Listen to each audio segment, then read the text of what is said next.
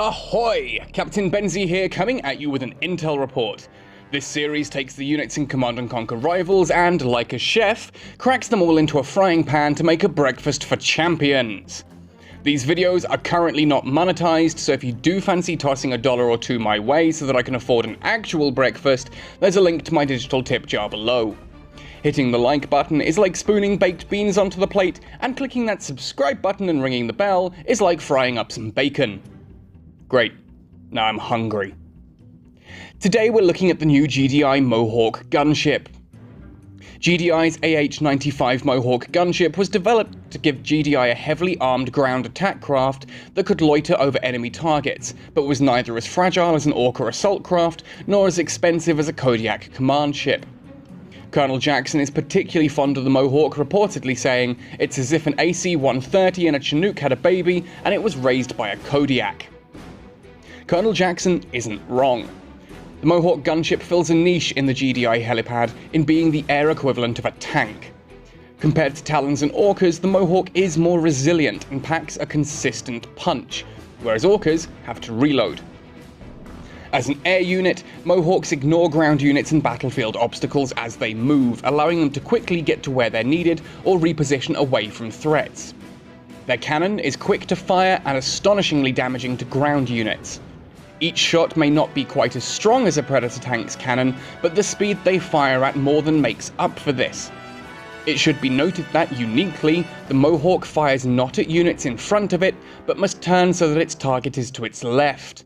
This does provide a small weakness for countering them, but we'll come back to that later. The Mohawk cannon's strength and rate of fire, coupled with the gunship's surprising health pool, makes them remarkably difficult to shift with pit bulls or attack bikes, both of which the Mohawk will quickly pound into dirt.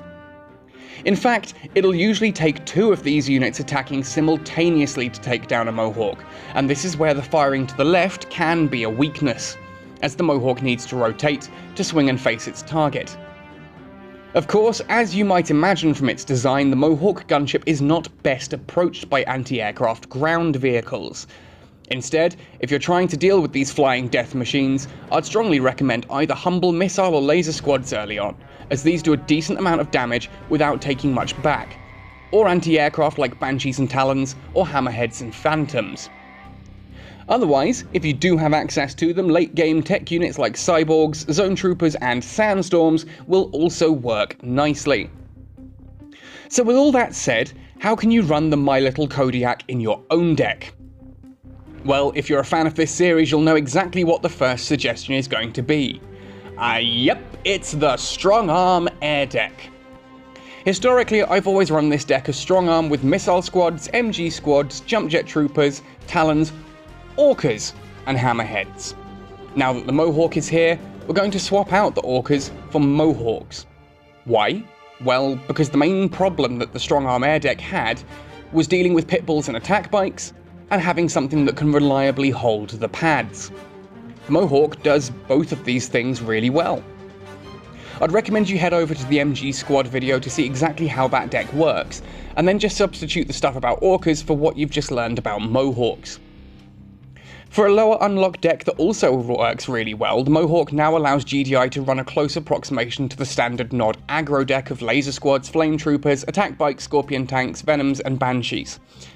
In this deck, we essentially swap out every Nod unit for its closest equivalent. For our opening, we go with Barracks. Missile Squads and Shockwave Troopers cover most of our bases, with the missiles scouting and dealing with light vehicles and aircraft, and the Shockwaves melting through infantry threats.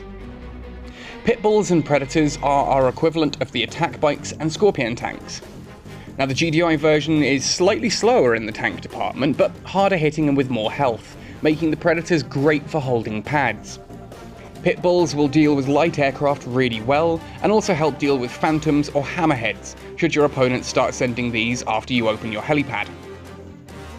Now for the Nod version of the deck, Banshees provide anti-air and anti-vehicle power, and the Venoms provided good anti-infantry.